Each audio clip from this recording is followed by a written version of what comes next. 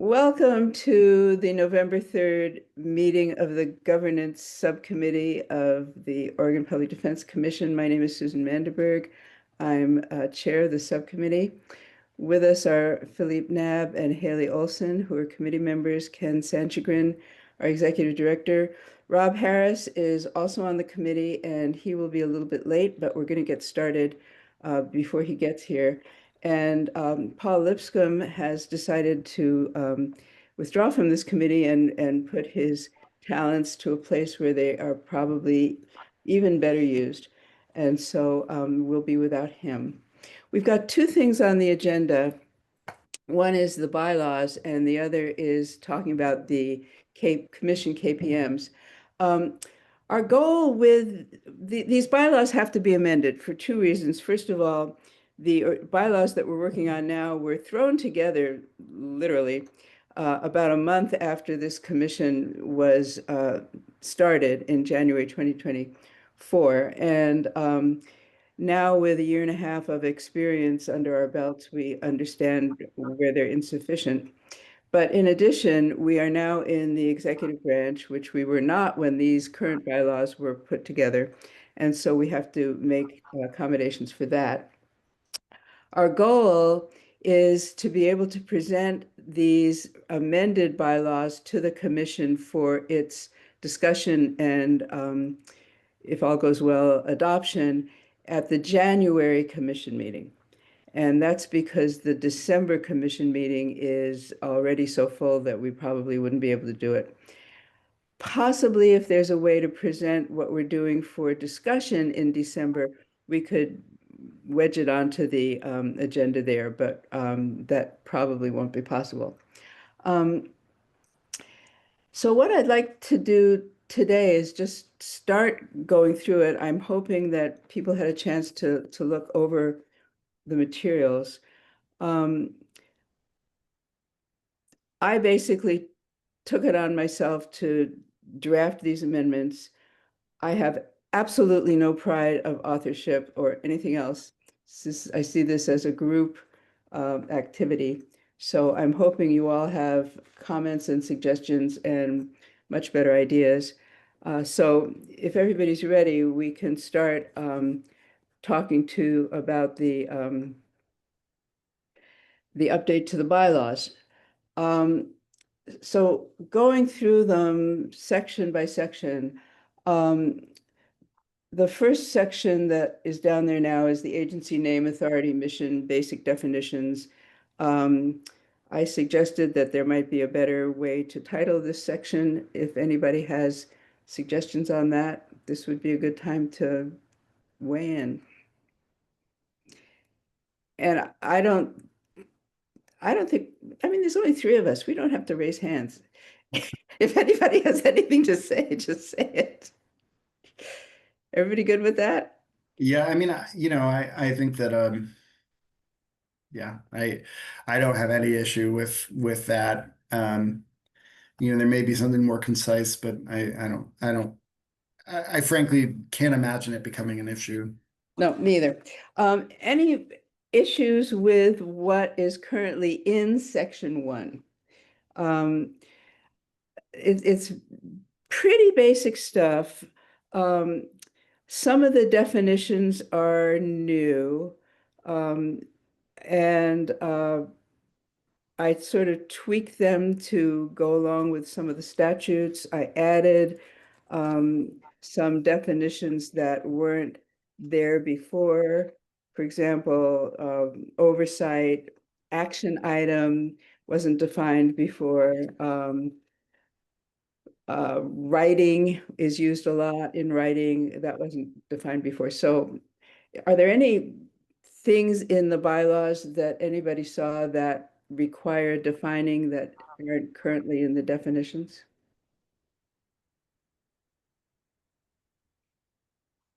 As we go through and if you see anything that you think needs to be added to this definition section, just I'll take notes. Section 2. So what I did here that's different is I have one section for the OPDC Commission, section 2, and a second section for the executive director and staff. And the reason I divided them into two separate sections is that confusingly in the 2023 statute, the legislature called all of us the OPDC Commission. But the agency part of it and the commission part of it are very different, and we have different everything. So since we're all lumped under the same thing in our title, I thought it would be useful to separate us out in the bylaws. So that's what I did. And I'm not hearing any objections to that. So under subsection A, looking at bylaws of other commissions, some commissions, and Mara has done a great job of pulling these together. So Mara, if you have anything to say, you can weigh in. Some commissions prevent commissioners from voting if they haven't completed required training. I personally don't see any need for a provision like that. But if either of you feel differently, please weigh in. Yeah, I mean, I support that. I think that, you know, there's going to be enough strictures that we're dealing with, that, you know, imposing more strictures, unless it's, you know, very pointed and clear, you know, I think we want to avoid making things harder for ourselves. I agree. And of course, what we're doing in November is we're having training so everybody can catch up. And that's not a bad way to do it. Part of the reason people don't catch up with it is that it comes on Workday, and for a long time, people have had trouble accessing Workday. But I Yeah. think that the IT folks are working on that. Um, so getting down to subsection, I don't have anything in B that uh, I noted in my memo. Does anybody have anything to talk about in subsection B? Roles and responsibilities. That's very similar to what we had before. We refer to the statute instead of spelling everything out. Yeah. Yeah. We talked about that in October, Haley. So I think that at least the two of us are up on that. In subsection C, the big issue in subsection C is when I was going through the existing bylaws, every once in a while when we were talking about meetings, the bylaws would say the chair or the vice chair in the chair's absence, blah, blah, blah, blah. And it seemed to me that it was more efficient and less confusing to give blanket authority to the vice chair to act in the chair's absence. There were two possible issues that I raised for myself when I came to that conclusion. And one was, what do we mean by the chair's absence? And the other was, it's possible that there are some duties that we don't want the vice chair to be able to undertake in the chair's absence. And the only one that I could come up with, which is later in this draft, is the chair has the authority in consultation with the executive director. Oh, no, this is a different one. The chair has the authority to create committees, subcommittees like this one, and appoint commission members to the subcommittees. And it occurred to me that that may be something we don't want the vice chair to be able to do ever, or depending on how we define absence. So I have my beliefs about this, but do either of you have any thoughts about this issue? We did this with our planning commission, and it's obviously smaller scale and responsibilities are a lot smaller, but with the only exception of signing an actual application, the vice chair could assume all the duties except for, and there was a subsection in our bylaws that just specified that one act where without the commission's approval to vote on it, to sign said documents in place of the chair. That was the only thing that like required the commission vote, was just something pointed and specific, but otherwise gave a blanket authority. That's an interesting issue, signing. Never having been chair, I'm not sure what documents the chair signs. Yeah, in a planning commission, it's like it's the application that the chair signs if it comes up for a variance or something, and that was just the only thing that was a authoritative thing like that that we didn't give blanket to. So Well, one thing we could do here, and it would be easy to do, is say something here like the vice chair shall assume the chair's duties in the chair's absence, except as otherwise provided in these bylaws. And then when we come up with something, we can make that special exception. yeah, that's kind of how we did it. It was an except for, and then that's like a subsection on it. And ours, like I said, was super simple. It's just the signature issue, but this would be obviously more. Yeah. Well, we may come up with something else. So does that work for you, Philippe? That works for me. Can I ask quickly, Susan, what you were giving the example of appointments to subcommittees as the example. Is there I and I'm sure I'm sorry, I'm not like a big statute like reader. Like it goes in one ear out the That's other. that's quite a thing for a lawyer to say here. I know. It's not my best quality. I was a trial lawyer. Um, and So what the appointment to subcommittees Yeah. is that what subsection can I find that in? Oh, we're gonna get there. All right. Yeah. I'm just wondering because like I guess my question is I don't know that I have a problem with the vice chair assuming that duty necessarily. And and let's say there's a medical issue and someone's out for an extended period of time. I don't necessarily have a problem with the vice chair. And I guess I just wanted to know um, more of what was, what that process looked like or, So I'll tell you, yeah. Um, since this commission has existed as opposed to the last one, and I'm not sure how the last one operated, we've really had two subcommittees, the governance committee and the legislative committee. I think we inherited those categories from the old commission, but I'm not positive.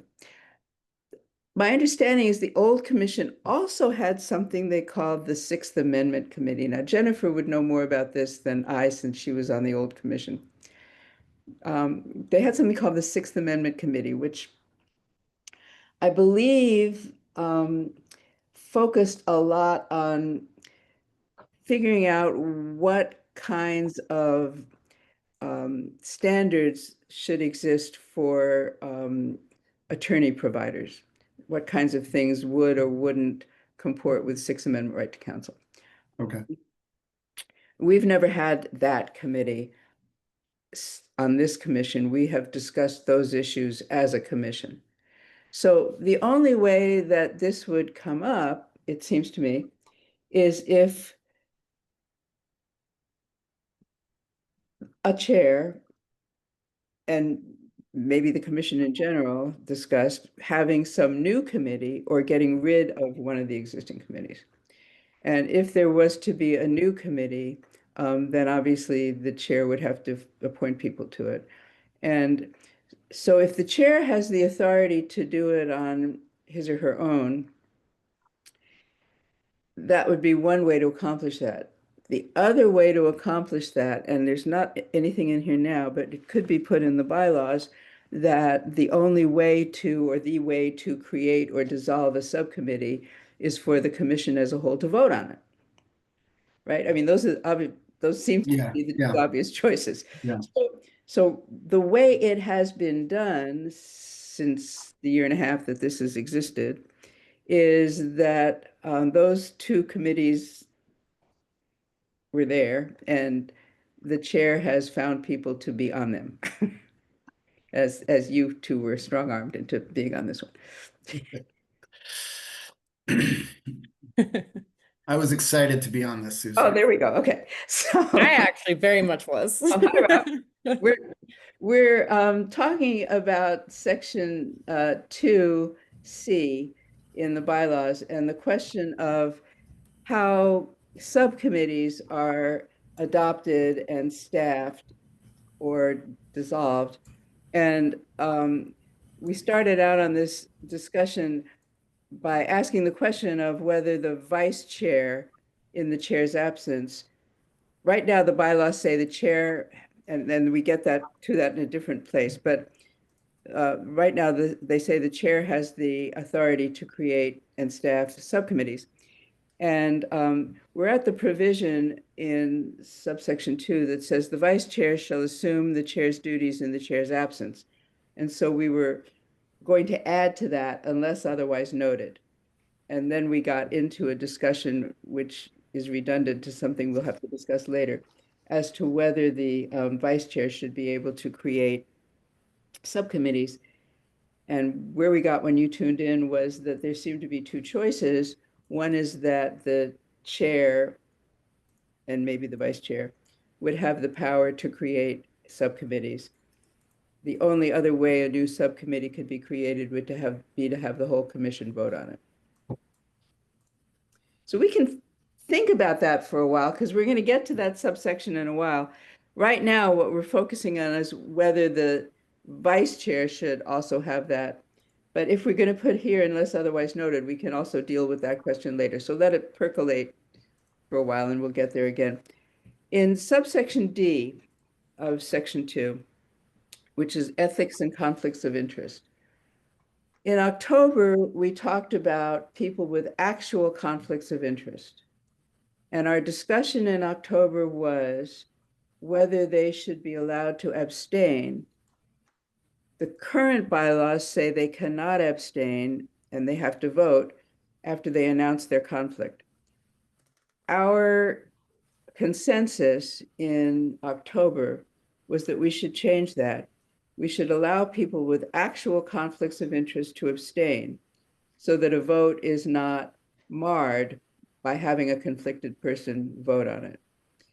The question that came up as I was going through the draft again was whether we want the same approach to apply to people with potential conflicts of interest. So a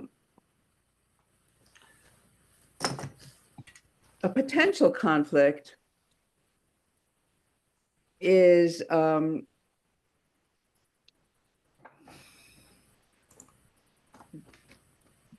defined differently. So an actual conflict is defined as a member has an actual financial conflict if the proposed action would provide a financial benefit or detriment. Potential conflict is if a proposed action could provide a financial benefit or detriment.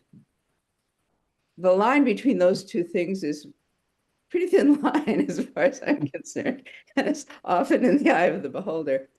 That language comes from a statute that doesn't apply to us, and it was just sort of adopted from that statute.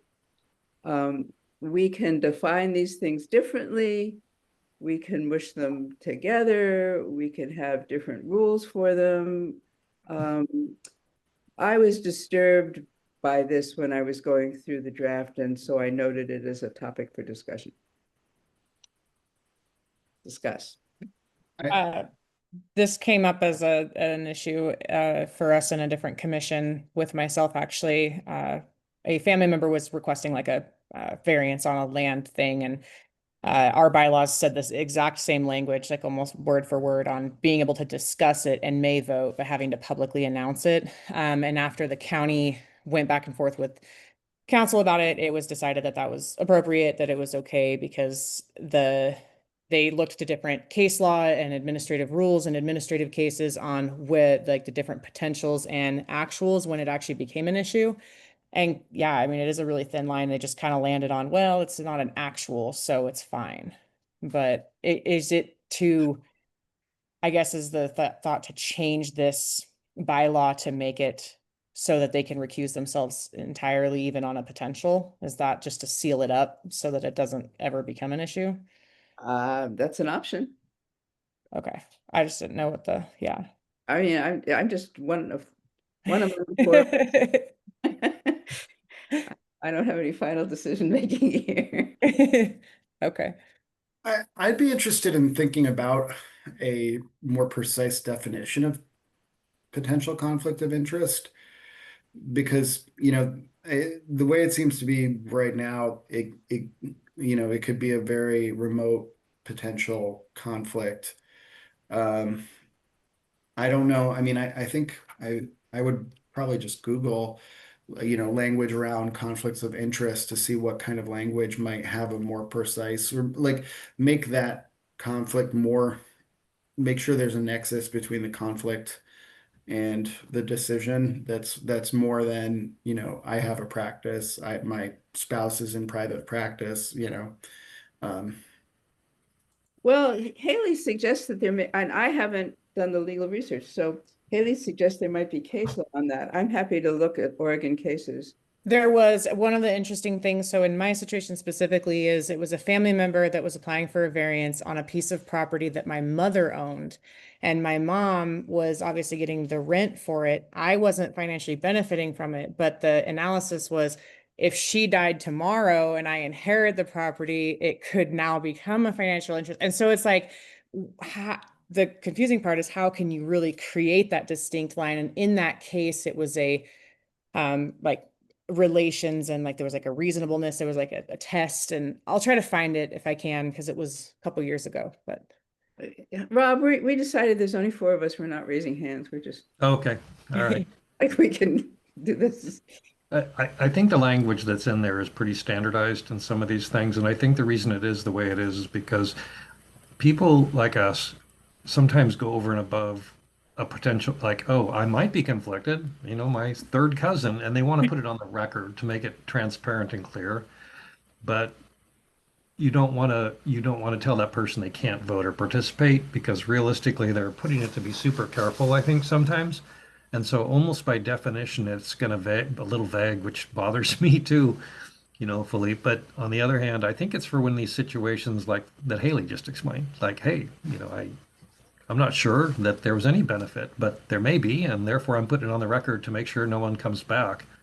So I think this encourages people to explain those situations for transparency. So I'm frankly okay with it. If they think it's too close, like here's the problem, may not be a conflict, but I'd like to abstain in this case for this reason. So I'm sort of okay with this.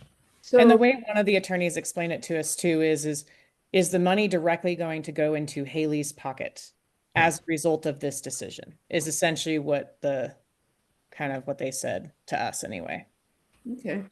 So keeping it like this and saying may continue to vote, that implies that they can abstain if they want to. Right. Yeah.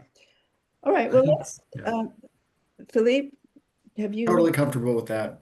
Yes. Okay. So we'll keep it the way it is. All right. Rob, having maybe gone through this stuff before, did you have anything you wanted to weigh in on?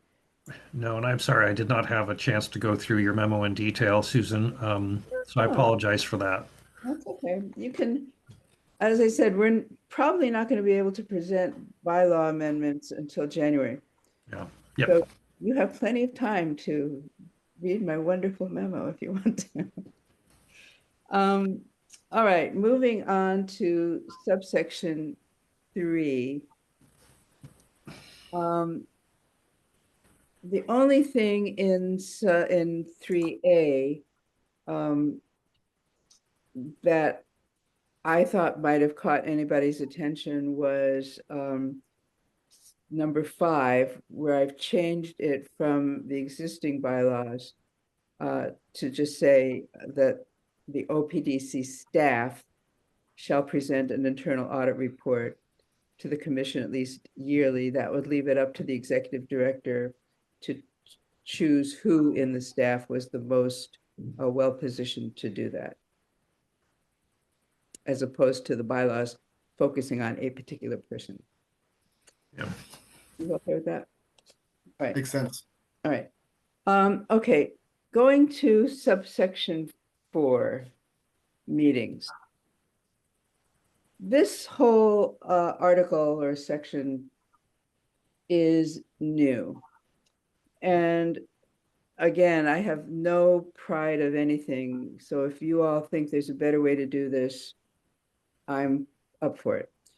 But it struck me that the most efficient way to do this was to have one section on meetings in general and include in that section all of the kinds of issues that occur for every single kind of meeting that we have, using the definition of meeting in the statutes. So there's a couple things that we do that don't fit that definition, and so that's in subsection 5. But have one subsection A, for everything that happens for all meetings, and then have a separate, much smaller subsection for each kind of meeting where things have to be done somewhat differently, or the kind of meeting that raises issues that are unique to that kind of meeting. And so what I have here is meetings generally, and then another section for regular meetings, another section for work sessions, another section for emergency meetings, and another section for subcommittee meetings. So the first thing to discuss is how you all feel about organizing it this way.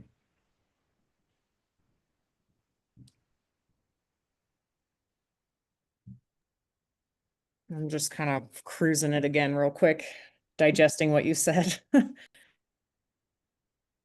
So my question is, we are getting, this is coming, like, I guess where I feel like I have a lack of knowledge is our meeting bylaws or the meeting requirements that we're working within are coming from a different statute. And so we're adding this to what exists in the public meetings law. And so to what extent are we to what extent is this giving us more authority to kind of act or maneuver? The public meetings law doesn't go into all these details. Basically, the public meetings law says that if you're having a meeting, I mean, I'm going to overgeneralize. If you're having some, then we are the kind of organization that if we're having something that the law calls a meeting, we have to follow public meeting laws. In other words, we have to publicize it. We have to have it open to the public. We have to make an agenda available. We have to have open voting. It has to be public when we vote. The discussions have to be public. What's in the bylaws goes beyond that, just determines how we want to organize ourselves to have meetings. So for example, if you look at A4, scheduling and notice, at or before the first meeting of each calendar year, commission members shall establish a schedule of meetings. That's not in the public meetings law. That's just how we want to govern ourselves, right? The chair of the commission, and here's a place where maybe the vice chair should also be able to, the chair of the commission, in consultation with the executive director and in accordance with these bylaws, may adjust meeting schedules as necessary throughout the year. That's not in the public meetings laws, right? That's just how we want to govern ourselves. So if you go through these, most of the things that are in here are details that the public meetings law doesn't cover, but that would govern the way we do things. And if you're thinking we don't need anything like that, that's something interesting to talk about.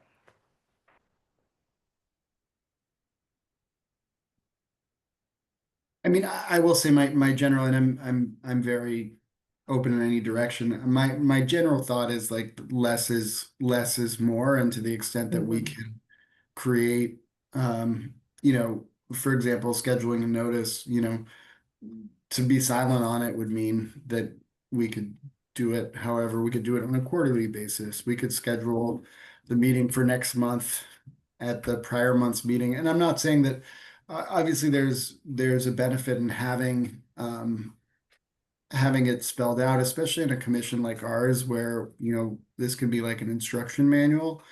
My only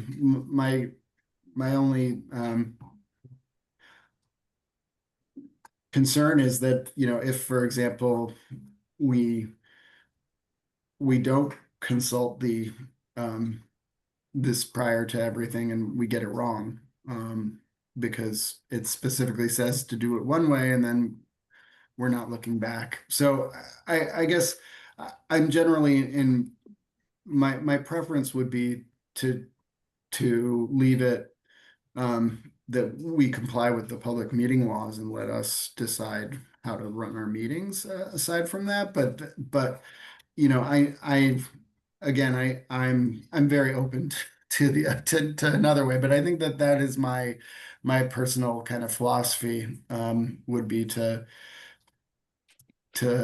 provide the commission the most latitude. So one I reason, agree 100% with that. okay, Haley too. So one reason to set things out, a couple of reasons I can think of to set things out in more detail, and I'm hoping Rob will weigh in on this. One is that we have staff, and staff have to be able to plan. And so having things set out in a well-articulated and coherent and predictable way is very helpful. We have one dedicated staff member for this commission, and she's pretty busy. So it helps her to be able to have some regularity. A second reason that I can think of for having details beyond the public meeting laws is that the commission deals with some contentious issues. And there may be times when the chair of the commission is on one side of a debate and other commissioners are on another side of the debate. And if things aren't spelled out in a regular fashion, there is no way to hold the chair to a predictable way of doing business.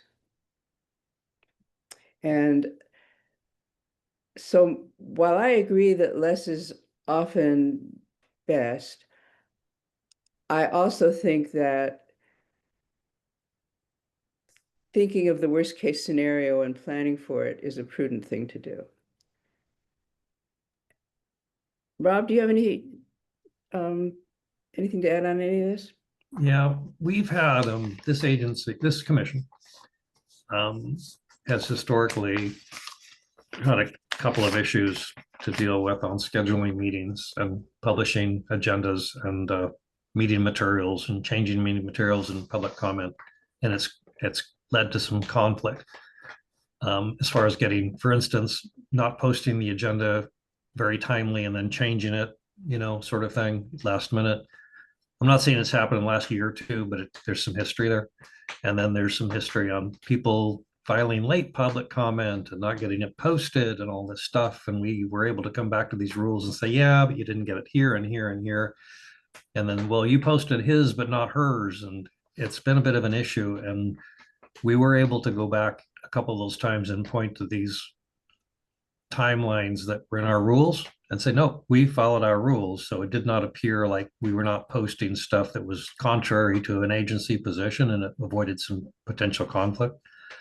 But that being said, I am a big believer also in simpler is better on these things. So to the extent we can compress this and not detail everything, I would be in support of that as much as possible, not respell everything out. But a couple of things I would like to see in here is the agenda and getting them published in time and that sort of thing, because that's an area where we've had some issues. And public comment, we've had some issues with that as well. And if we all understood the rules going in and the staff understood the rules, I think that would be helpful going forward for us. Well, we also need rules about quorums when they're needed, when they're not. So what I would like to suggest is that Haley and Philippe and Rob take a stab at redrafting this section. Okay. And we can either have another meeting later in November to talk about a redraft of this whole section 4, or we can have a meeting in December to talk about that. And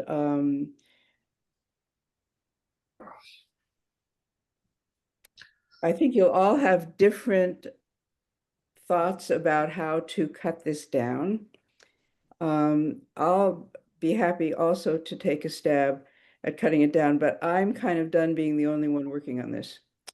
So if all 4 of us go through section 4 and take a stab at cutting it down, we can circulate our 4 versions as materials for the next meeting. We can't circulate them privately because we'll violate public meeting laws. So we can circulate them all as materials to the next meeting.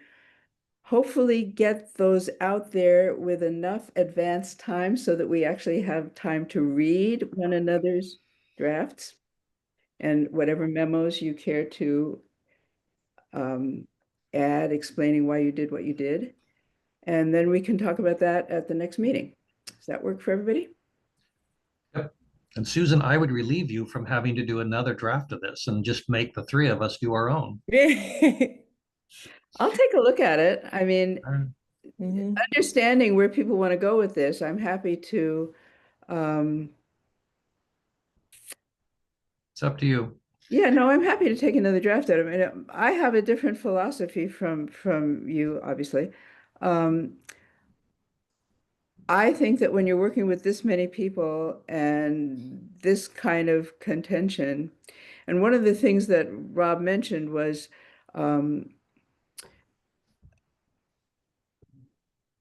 especially with not when the rules don't get followed, we've had 2 complaints about us not following rules to the Oregon Government Ethics Commission, and the amount of time and energy it took to deal with those 2 complaints was considerable. So I guess that, my philosophy is that we're safer going forward in this kind of commission if we have some pretty specific rules on how we're supposed to do things. But let's see what we all come up with as a way of cutting it down, and then we can continue to talk about it.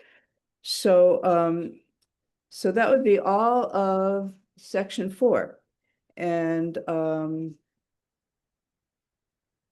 that takes us pretty far through the draft up to section 5, which is other commission-related activities. Again, the heading could be better here.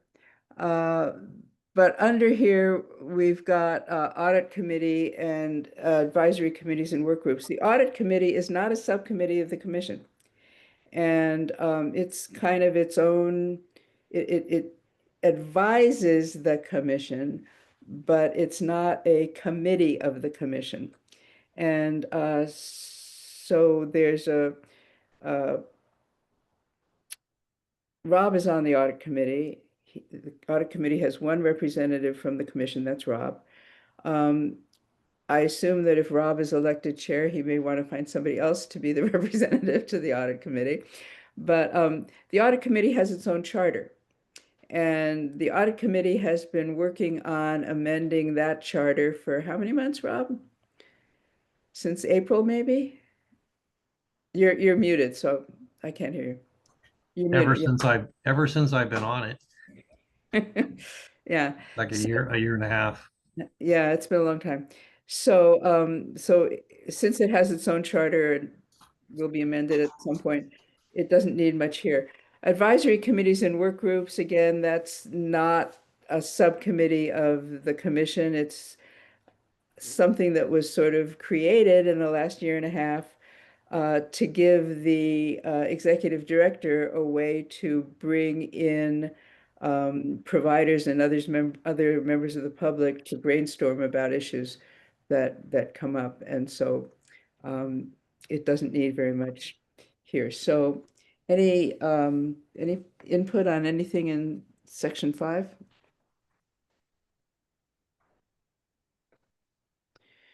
The only thing I can think of is in C1, um, the existing bylaws let the executive director put these together unilaterally, and I want to suggest that it's prudent to require the executive director to consult with the chair about this.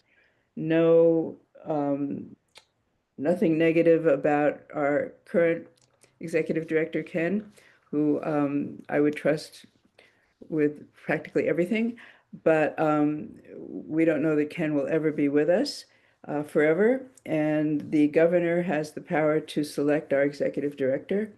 And I think that if we can, again, thinking of worst case scenarios, if we can think of the governor appointing as executive director somebody who is at odds with the majority of the commission in a variety of ways, we want to be sure that the chair of the commission has a say in creating these advisory committees.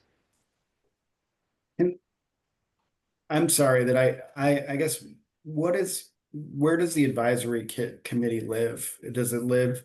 It's kind of outside of the commission, but It's in the agency. it's in the agency. Mhm. And But how do things, they relate to the work that we do?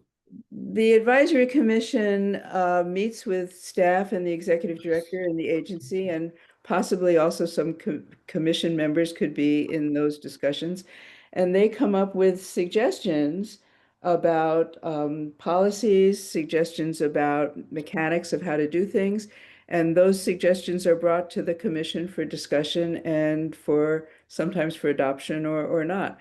So they provide a way for the agency and by extension, the commission to work with providers and other members of the public on issues that come up that are important to have that kind of input on.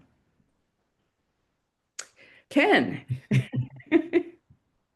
I just wanted to say that I would not bristle at the idea of having to consult with the chair. I mean, I think that any smart executive director would at least consult with the chair. But then, just for Commissioner Knapp's benefit, in the past, this was called the PDAG, I believe, Public Defense Advisory Group.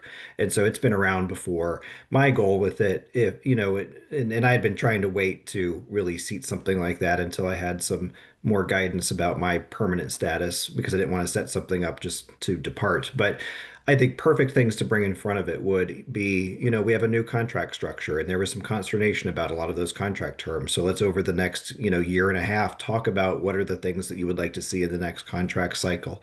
So it's really that on the ground practical advice that could come from practitioners and others who have stakes in public defense. But I think one of the big benefits about it too is that because it is a group that advises the executive director only, who then could advise or recommend things to the commission, as it does fall outside of public meetings law. And so there just can be more frank discussions with folks about very sometimes contentious, but then also very in the weeds items. But then I think Susan has it exactly right that this is so if there are new policies that are suggested, then that can be brought before the commission. Certainly, if there's going to be new contract terms, that's something that the executive director would want to report to the commission just so folks are aware. But I think it's a good sounding board for folks. But it does exist in a separate statute, kind of outside of the normal commission structure. But like I said in the beginning, I think that it wouldn't be very wise of a director, I think, to set one up just completely independent of the commission either. I think that might be shooting yourself in the foot. Except for the commission has no ability to hire or fire the executive director. Well, I guess that's true. But I could foresee that if it was a mystery group that was advising the director on policies being brought before the commission, I would think the commission would have a bit of a hard time just kind of taking all of those things, without any vetting. At least that'd be my impression. So all that being said, anybody have any input or problems or anything with C1? All right. So subsection 6, what I did in this subsection was pull everything that was in various other parts of the existing bylaws that had anything to do with communicating with government entities and the public, and put it all in one section so that it's all there together. And in B1, in the current bylaws, there were two different provisions, one dealing with the executive director and one dealing with the chair. Each of those provisions, one said the executive director was a public liaison, the other said the chair was a public liaison. I eliminated each of those sections above and put here that the chair and the executive director are public liaisons, and that it's the responsibility of them in coordination with one another to speak on behalf of OPDC. I think that's how it's been operating in the last year and a half.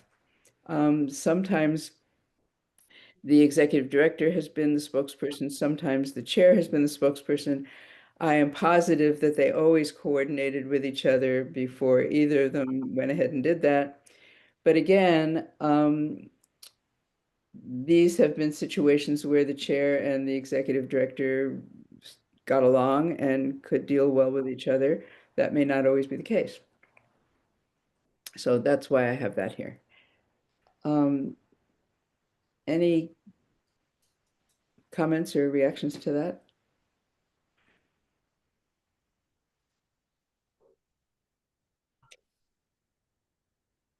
Anything else in this section that anybody has any issues with?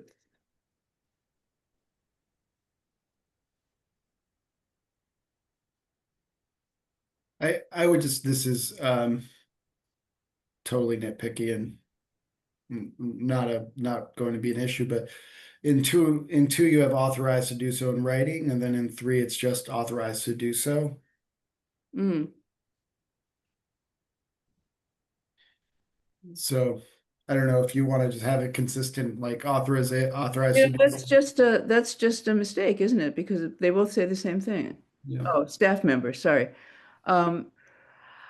Well, okay, so the 3 is for a staff member and the 2 is for a commission member. Got it.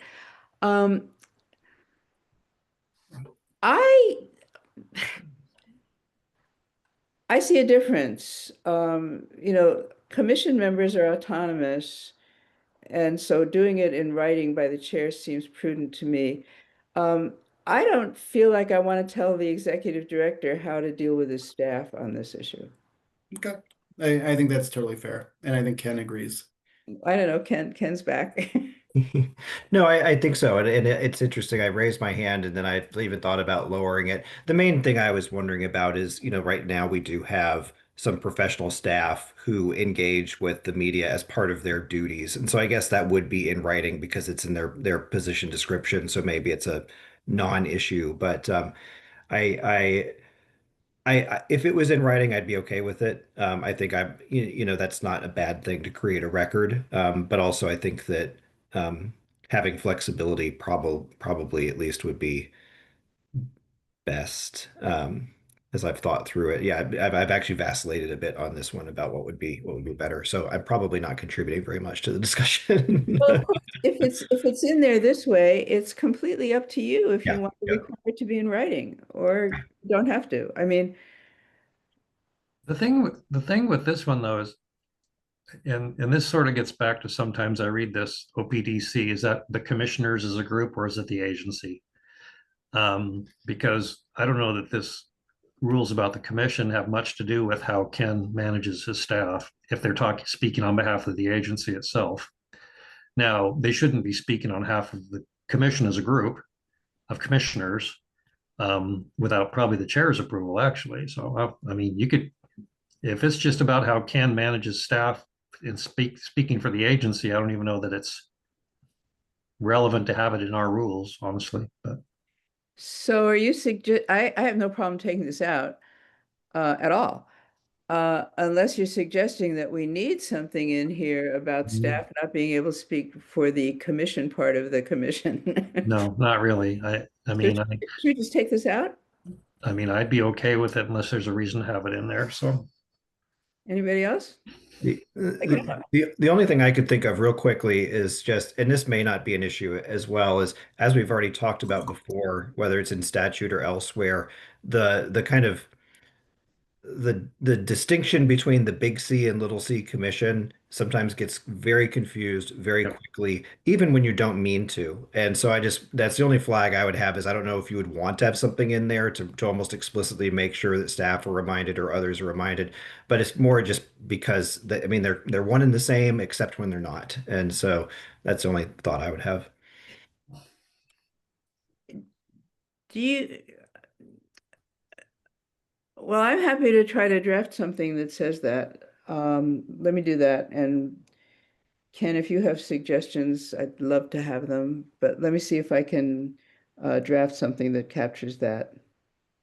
I mean, you could just redraft section 1, talking about the chair and the executive director of the public liaisons of the commission, and add something in there about that.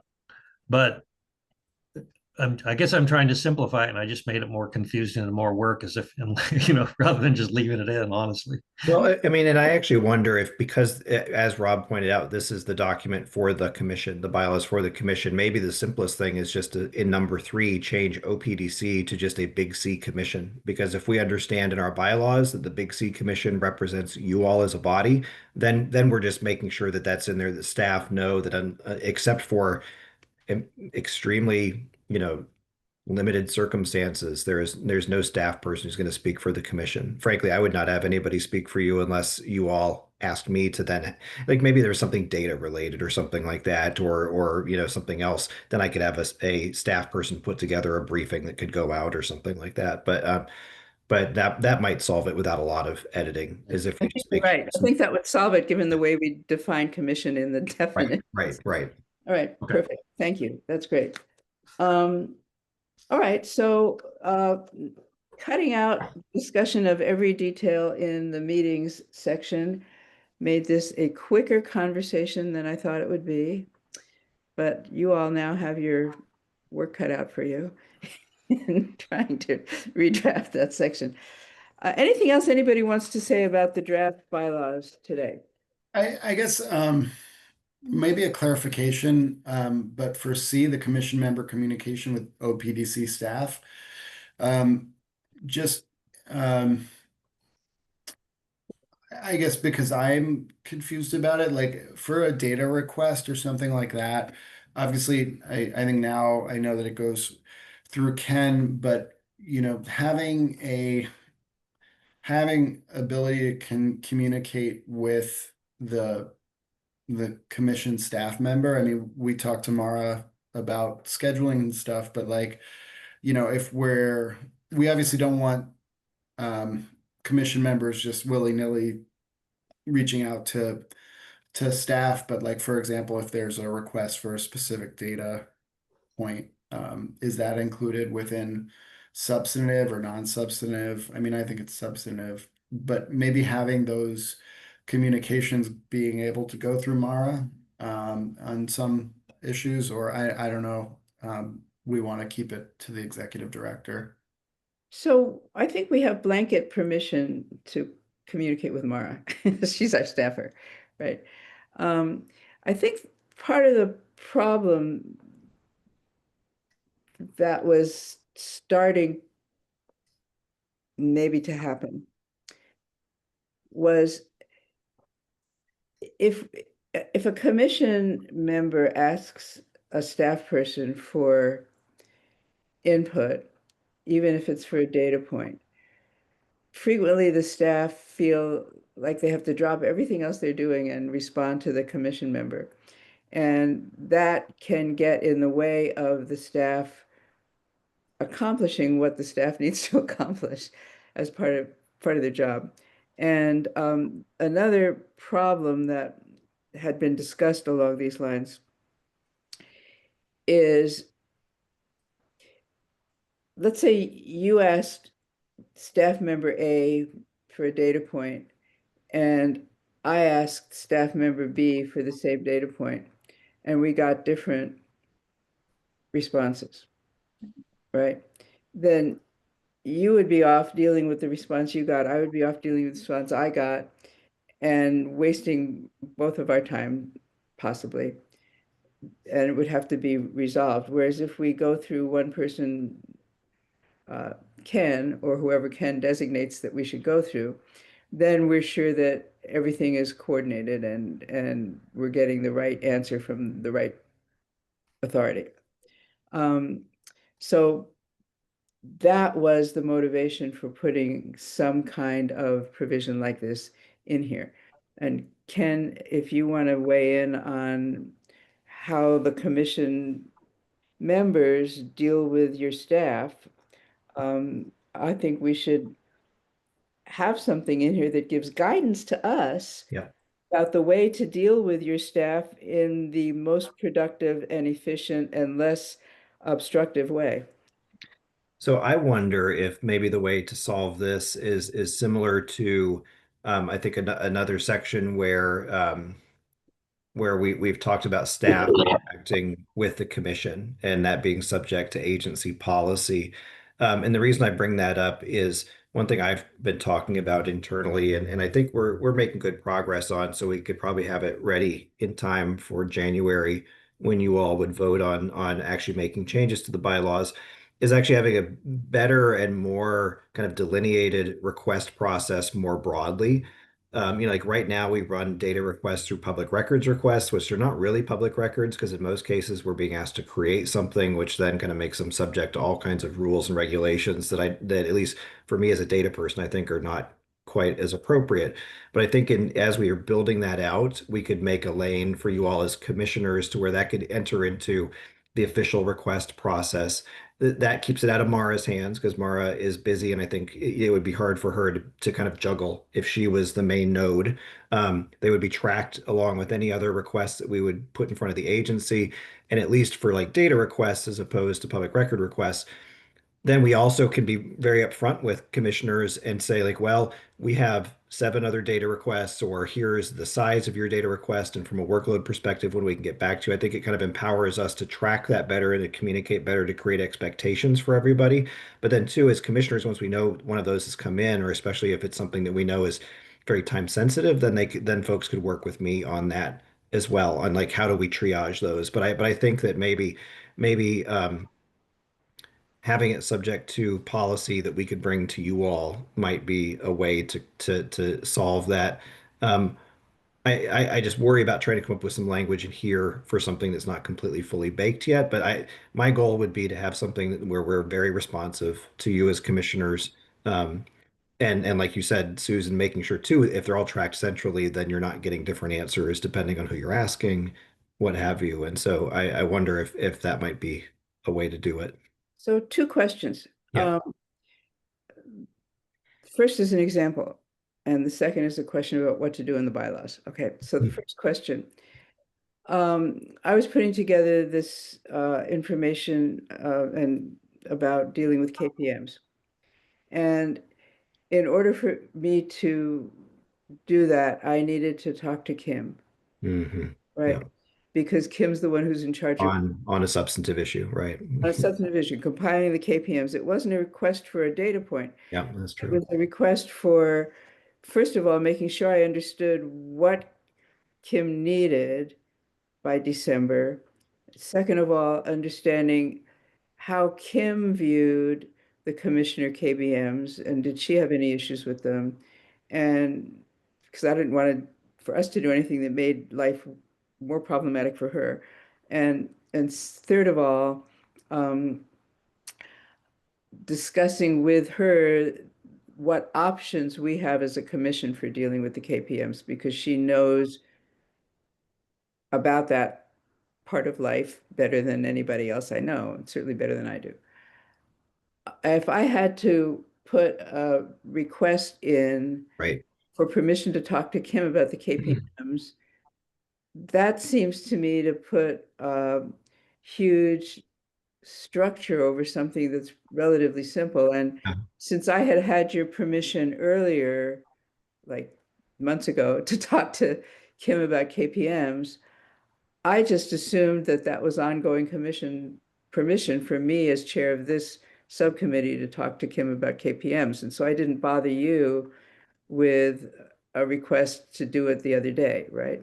Because that Well, would have been I burdensome. think that was a safe assumption. I wonder if I mean if we're thinking about communications related to, I mean, because the KPM is a commission agenda item. I wonder if there's a carve out for slightly more freewheeling communication with essentially the item owners of commission agenda items. Or I'm trying to think of the phrase we usually use. It's, you know, like the basically the responsible party, because I think it should be, you know, if you all wanted to reach out to Steve because you caught something in a policy before the meeting, or you had a question about it, or anything like that, or the Kim example, or any of the others, when we have an agenda item that's coming up and you need some clarification, or especially if you are tasked with working on that agenda item yourself, then I think that that may be a route to at least just make it a little bit easier. And because then too, from my standpoint as a director, I have an idea of who you might be reaching out to. Right. You know, you wouldn't just reach out to one of Kim's subordinates or something like that. You'd be reaching out to Kim. You know, she is the person listed on the agenda as the one who handles that item. And so then it's easier for me to track, or, you know, just to say, hey, Steve, did you hear from any commissioners about your new policy this, you know, this week as we're getting up to the meeting? And he could say, yeah, or no, or whatever else. And so I think that then um, We get back to data points. So let's say somebody wanted to ask a question about the budget. You know, line item on the budget or something. Well, I don't know the right way to deal with this. I think that it it needs, looks like Rob might be trying to chime in too. okay. I think what it says is what we've been talking about. C2, the commission member oral or written communication with staff members. We just need to lay out the procedures. Yeah. Well, it's already says we're going to do it based upon the executive director's written instructions or procedures. So Ken, you just have to tell us what those are. I don't think we need, I think it's fine. It looks to me like it's fine the way it is. Ken just has to do some like basically administrative procedures to let all the staff members know. And Right. it's going to be stuff like you talked about, like if you've been assigned a project, or if you've already been approved to talk to Steve Arndt about PCRP, or you don't have to do it again. I mean, it's up to you, Ken, to manage your staff however you want. But I think the Yeah. way it's written here is fine. We don't have to detail this stuff. Balls in your court, Ken. Great. I'll have it ready by January when we vote. All right. We can include that as one of the exhibits. Okay, so if everybody is ready to move on to KPMs, we can do that. I do have one thing that I noticed, and I was just thinking about it. It's in the public comment thing. And it's kind of like an issue with the public meeting laws, and then this provision of adding last minute agenda items.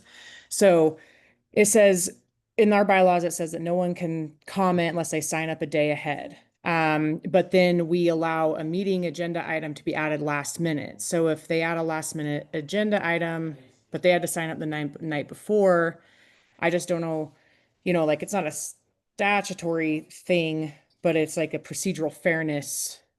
You know what I mean? Like it says you require us to sign up the day before, but you added this morning.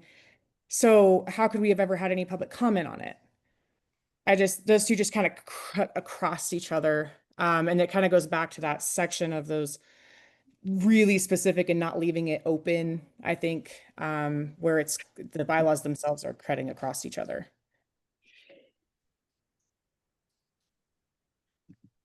And I I think think that's true. I think that's true. If there's a last minute agenda item, and it's within that one day, all someone could do would be to sign up or submit, and then have it discussed at the next month's commission meeting. Yeah, because like we're not required to even allow public comment, like, but we are creating this rule that you have to sign up the night before and having a rule where we can add last minute agenda items. And then if they end up crossing across each other, I don't know. I just Do you have procedure. some suggestions for how to deal with that? I mean, Remove the other one. Maybe, remove I don't know. remove the last minute agenda item thing. Because, the other thing is the alternative to the last minute, I'm just thinking out loud, okay? The alternative to the last minute agenda item would be to not talk about it at the regular meeting and then call an emergency meeting. Yeah, or even At which change public the comment public. is not included, so. Yeah, or even changing the public comment rules. I mean, because public comment is not required. Like it's only like isn't it like executive hiring or something, like certain things. It's not required at all. But part Yeah. of the reason for having the 1 day in advance is again staff. Hmm. In order for staff, especially if it's written public comment, in order for staff to get it But out. maybe that's an administrative thing like the other stuff we were discussing, where that's just an administrative thing and it's not black and white in a bylaw where somebody later is going to say, well, how could I have ever fairly been able to be heard when you added this last minute, but you require me to submit to speak the night before or the day before or whatever. I don't know. I Maybe can't ever having last minute agenda items that are that last minute. Rob, can you? We have updates, it may not be a new thing. it could be nitpicky. I'm just saying. It's just I know Yeah, yeah, no, it could be, yeah. I mean, I think from my perspective, and like, I think I'm comfortable with us limiting, not allowing public comment on certain last minute items, that if we feel like we need public comment or there needs to be a space, we can do that in a future meeting or another meeting. But like, I think it just to limit ourselves from being able to have a last minute agenda item that we can talk about because we don't have the ability to also have the public comment on it. I guess that it's not perfectly fair, but I'm kind of okay with that. And I think that what you're saying, we cannot add a last minute action item. So the only thing that would happen is a discussion. And the commission wouldn't be able to vote on it till the next commission meeting anyway, at which point there would be enough time for public comment. Okay.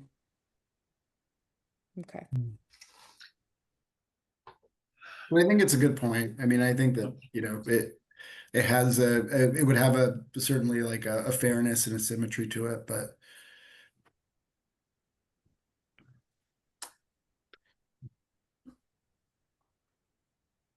Anything else on the bylaws? Okay, let me talk about KPMs. So, Philippe, you were here on the commission already for the last KPMs. Haley, you weren't. The last 2 years, we've been asked as commissioners to respond to 15 statements and say that we strongly agree, strongly disagree, or have no opinion. Statements are things like the executive director's performance expectations are current. The commission reviews the annual performance progress report, etc. There's a whole list of them. There were several of these questions that a number of commissioners, either last year or this year, had problems with. For example, the commission is appropriately involved in review of the agency's key communications. People had no idea what appropriately involved means. The commission appropriately is accounting for resources. people had no idea what resources we're supposed to be accounting for. Um, so there were a number of these statements that people had problems with. We can ask the legislature to allow us to change these statements. We can ask to change the wording. We can ask to add new factors. We can ask to eliminate some of them. If we want to do that, we have to have our list of what we want ready to be voted on at the December commission meeting, because Kim has to have that by December in order to submit what she needs to submit in January. And we can't wait to do it in January because the timing is off. So one thing that oh, hi, Jennifer. We're done talking about bylaws. We're now talking about KPMs.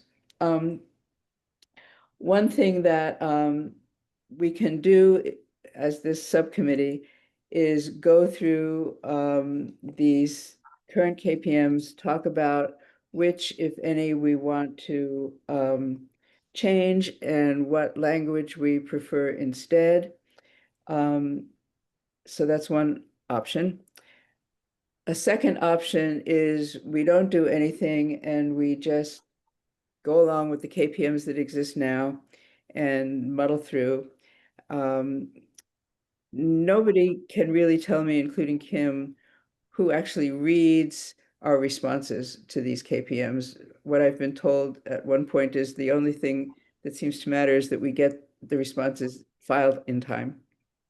But the third option is to keep the current 15 statements, and then a month or two before we have to respond to them, provide a document like a report to the commission members telling or reviewing, reporting to the commission on what we have done over the last year with regards to each one of these areas of commission life. So for example, for the statement, the commission is appropriately involved in policy-making activities.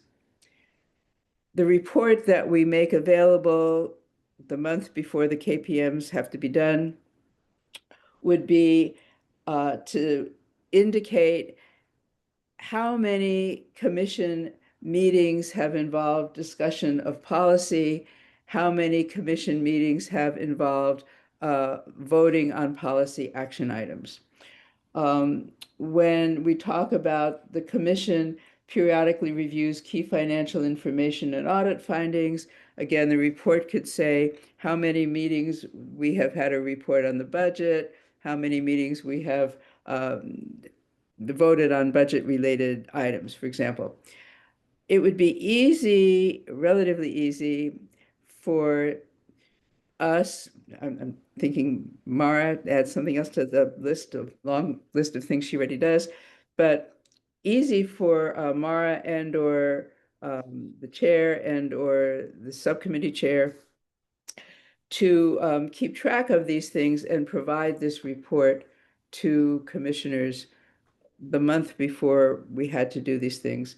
When we're talking about appropriately accounting for resources, we could at some point soon put together a list of resources that the commission has to appropriately account for, and then that report could include how the commission has dealt with those resources, for example. So it seems to me that the three options we have is one, to try to change these KPMs, 2, to keep the KPMs exactly the way they are and do nothing and just do the best we can to fill them out. Or 3, keep the KPMs the way they are and put together some kind of report that commissioners could review in June before having to do the KPMs in July. Open for discussion. Jennifer. I have a question. So are you talking specifically about the KPM related to the best practices for boards and commissions? Yes. Okay, That's all I'm talking about. so I don't think we can change that. I think that's one that's for every executive branch agency that has a board or commission that has to, those are the KPMs. Those are, we don't get to change those. You missed my introduction. Oh, sorry, I did. And Kim says we can ask the legislature to go along with the changes that we want to make. For that particular, That's what she told me. okay. I frankly don't think that's the best approach. I frankly think the best approach is to deal with these KPMs that are already there and not go through anything that has to ask the legislature to change anything. I think the best approach is to deal with these KPMs that are there and then provide some report to the commissioners the month before these KPMs come out, summarizing what we've done over the past years so that people aren't trying to guess and remember, and they'll have that information at their fingertips and can then go ahead and respond to these already existing questions. I think that's the path of least resistance. I agree. Yeah, I think that makes a lot of sense. Yeah, I'll say I got the survey with 0 context this year, and so that would have been incredibly helpful. Well, it would have been helpful to me too, and I have a year and a half of context, so yeah. I think that makes sense. I do think that more generally, I think KPMs, like, we should all be thinking about them as an opportunity to show our work. But I think especially with something like this, it's really pretty limited context. Very limited context. So I don't even know who reads this stuff. Yeah. Yeah. All right. So anybody disagree with this approach? I will work with Mara, if that's okay with all of you, on putting together a list of what we need to keep track of and the best way to keep track of it. That work for everybody? Yep. Any other business that anybody wants to talk about today? It's been a long day for everybody. Do you need Rob and Philippe and Haley anything from me to work on cutting down the meetings subsection? Nope, I'll just give it a go. Nope. All righty.